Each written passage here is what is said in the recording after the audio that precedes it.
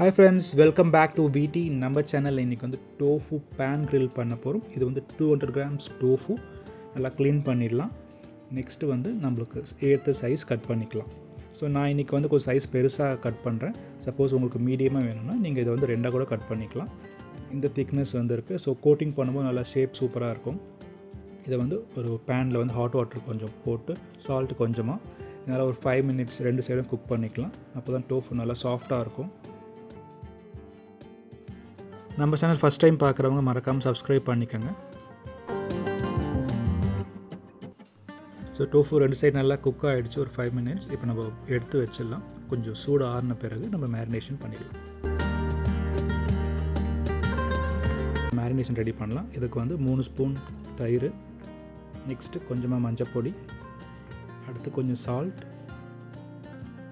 மல்லித்தூள் 1/2 tablespoon சீரக பொடி, 1/2 tablespoon garam masala, 1 tablespoon red chilli powder, கொஞ்சமாக கஸ்தூரி மேத்தி.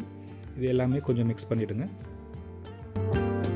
கொஞ்சம் மிக்ஸ் பண்ண பிறகு ஒரு 1 tablespoon ஆலிவ் ஆயில் ஆட் பண்ணிக்கலாம். ஸோ மசாலா நல்லா கோட் ஆகும் டோஃபு மேலே. அவ்வளோதாங்க, இந்த மேரினேஷன் ப்ராசஸ் ரெடி ஆகிடுச்சு.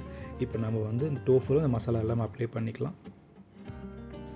இப்போ நான் சொன்ன இன்க்ரீடியன்ட்ஸ் எல்லாமே வந்து இந்த 200 grams டோஃபுக்கு தான். சப்போஸ் நீங்கள் எக்ஸ்ட்ரா பண்ணுற மாதிரி இருந்தால் எல்லாமே கொஞ்சம் டபுள் பண்ணிக்கோங்க. இது மாதிரி பேன் கிரில்லில் வந்து 1 tablespoon ஆயில், நெக்ஸ்ட்டு வந்து 1 tablespoon பட்டர். இது எல்லாமே நல்லா மெல்ட் ஆகட்டும். ஸோ பட்டர் எல்லாமே மெல்ட் ஆகிடுச்சு. இப்போ அந்த டோஃபு வந்து நம்ம ஒன்று போட்டு ஒரு பேட்சாக ஃப்ரை பண்ணிக்கலாம்.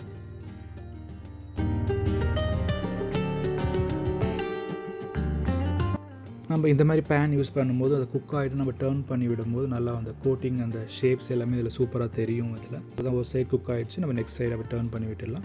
இது குக் ஆகுது பார்த்திங்கன்னா ஒரு 5 minutes போதும் ஒரு சைடுக்கு.